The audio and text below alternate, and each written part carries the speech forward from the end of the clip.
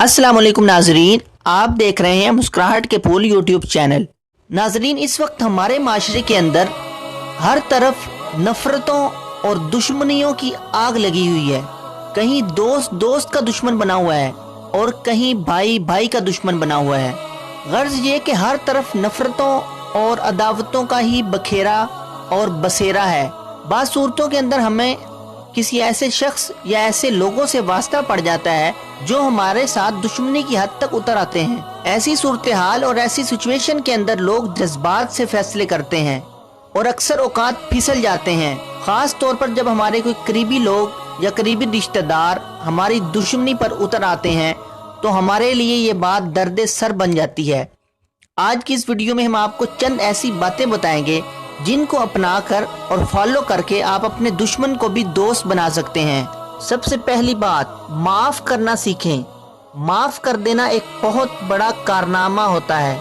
माफ कर देने से दुश्मनी और लड़ाई झगड़े में कमी आती है और प्यार और मोहब्बत और उन्स बढ़ता है। उसूल पसंदी हर इंसान को बहुत पसंद है।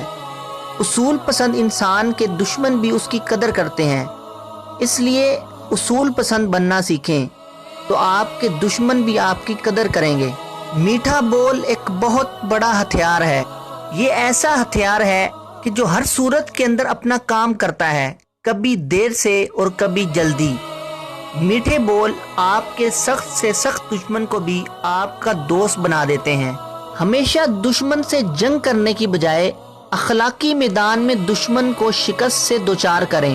अखलाकी मार बहुत सख्त और बहुत बड़ी होती है और दुश्मन की सोच को भी बदल कर रख देती है।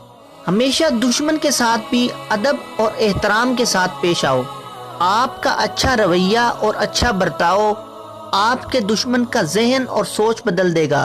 किसी दुश्मन को दोस्त बनाना कोई आसान काम नहीं, लेकिन ये वो बातें और वो तरीके आपको हमने बताए हैं जिनसे दुश्मन भी आपके दोस्त बन जाएंगे। इन पर मुसलसल अमल करना और सब्र करना बहुत ज़रूरी है।